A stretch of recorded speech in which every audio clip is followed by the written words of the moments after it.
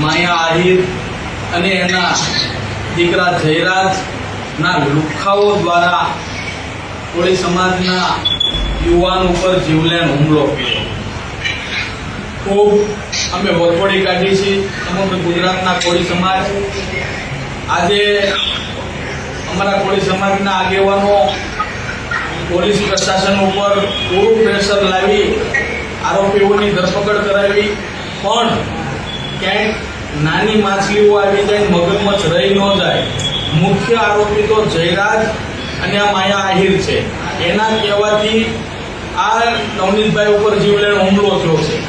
જેથી કરીને જ્યારે એને મારતા ત્યારે વિડીયોના માધ્યમથી પણ બતાવતા તો પોલીસ પૂરેપૂરી તપાસ કરે, કોને વિડીયો બતાવતા ક્યાંક એવું ન બને કે નાની માછલીઓ આવી જાય, મોટા મગજમાર રહી જાય.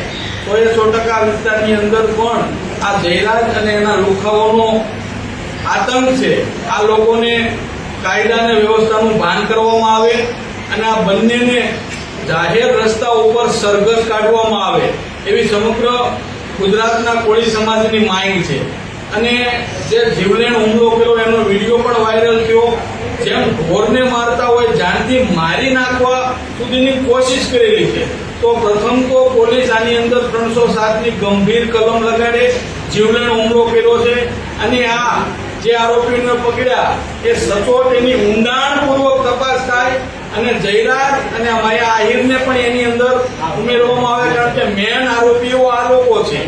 એને જ્યારે ફોન કર્યો, એક તો જ્યારે સ્ટેજ ઉપરથી મોટી મોટી ફાકા ફોજદારી મોટી વાતો કરે છે સંસ્કારની, પણ એના ખાટલે કોટ એના દીકરામાં જ સંસ્કાર નથી. જો એને એવું કહેવું જોઈએ તો એના જયરાજ એના દીકરાને એના બાપાને કહેવું જોઈએ તમારે જવું ન બોલવું જોઈએ. પણ બોલ્યા, માફી માંગી લીધી. ત્યાર પછી એના લુખ્ખાઓને મોકલી અને ભાઈ ઉપર જીવલેણ હુમલો કર્યો. પોલીસ સમાજ ક્યારેય સાચી લેવાના નથી. નવનીતભાઈ સાથે અને એના પરિવાર સાથે સમગ્ર ગુજરાતના કોળી સમાજ છે, અમારા આગેવાનો છે, અમે બધા છીએ. આને સંપૂર્ણ ન્યાય મળે અને જયરાજ અને આ માયા આહિરને પણ આની અંદર સજા મળે, 307ની કલમનો ઉમેરો થાય એવી અમારી ઉગ્ર માંગ છે.